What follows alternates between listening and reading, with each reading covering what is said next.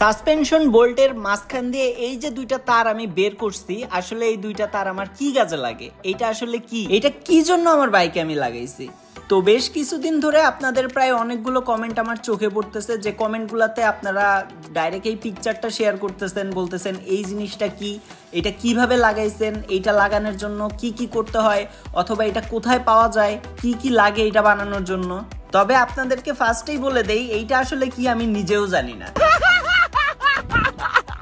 একবারে যে কিছু জানি না ব্যাপারটা ওই রকম না। এটাকে এয়ার সাসপেনশন অথবা ইলেকট্রিক সাসপেনশন বলা হয়। পার্থক্য হচ্ছে বাহিরের গুলো কাজ করে আর আমাদের এগুলো শুধু লুকসের জন্য। বেসিক্যালি এটা আমি সর্বপ্রথম দেখছিলাম R1M অথবা R1 এ, মানে প্রায় হায়ার সিসি বাইক গুলাতেই এই জিনিসটা থাকে।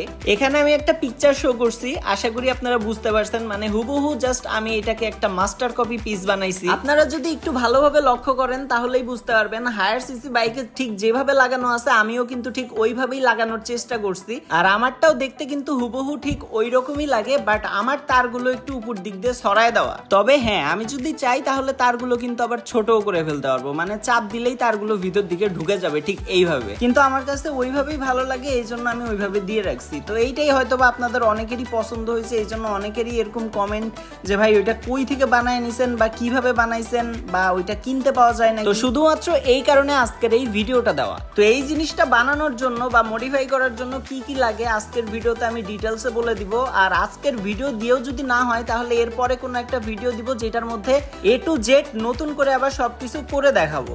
পাশাপাশি আরেকটা কথা বলে দেই, এই জিনিসটা বানানোর সিস্টেম হয়তো বা অনেকেই জানেন, বাট ম্যাক্সিমাম অনেকেই আছে যারা জানে না, তো তাদের উদ্দেশ্যে ভিডিওটা। তো প্রথমেই আপনাদেরকে বলে দেই, আমার মতো হুবহু সেম টু সেম হ্যান্ডেলের মাঝখানে এরকম মডিফিকেশন যদি করতে চান তাহলে আপনাদেরকে চেঞ্জ করতে হবে আপনাদের অরিজিনাল যে দুইটা সাসপেনশন বোল্ট আছে, মানে এই দুইটা চেঞ্জ করে লাগাইতে হবে এই দুইটা।